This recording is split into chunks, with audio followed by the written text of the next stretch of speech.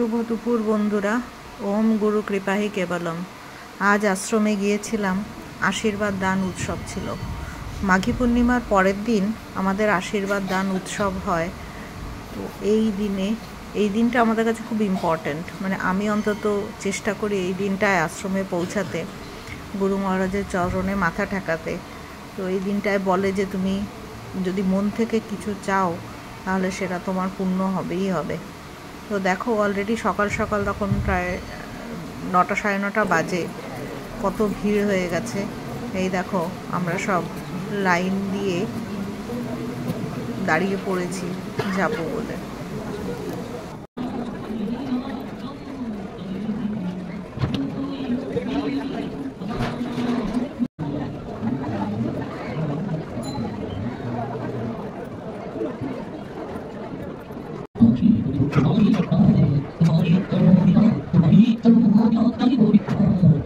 বিশ্রাম মন্দিরে, মূল মন্দিরে আশীর্বাদ গ্রহণের পরে আমি আশেপাশে ওখানে যে হলঘর আছে ওখানে বিভিন্ন স্বামীজিদের ছবি আছে, তো সবার চরণে মাথা ঠেকিয়ে আশীর্বাদ নিলাম। আসলে প্রতিদিনকার জীবনে অনেক কিছু ভুলভ্রান্তি করি, অনেক কিছু অন্যায় করি, তাই ভাবি যদি অন্তত এইসব করে কিছু অন্তত তার পাপস্খলন হয়।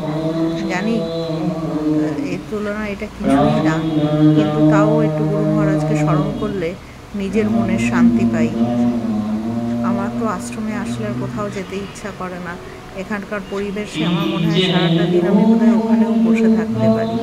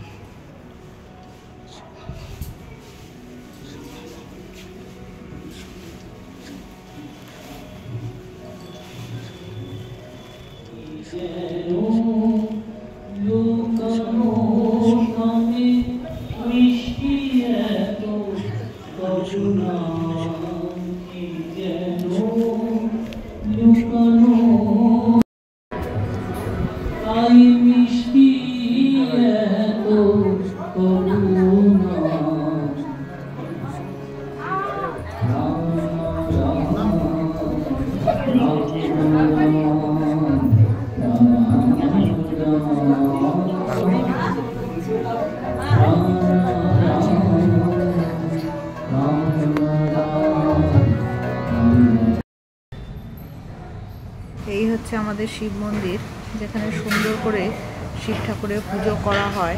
এবং এখানে শুধু সারা বছর তো হয়ই, তাছাড়া অন্য সময়েও শিবরাত্রির দিনে অনেক ভালো করে পুজো হয়। তারপরে এইসব পুজো টুজো দেখে তারপরে হচ্ছে আমাদের সকালে ওখানে টিফিন খেতে দেওয়া হয়। তো তোমরা দেখো আমাদের কি টিফিন দেওয়া হয়েছে।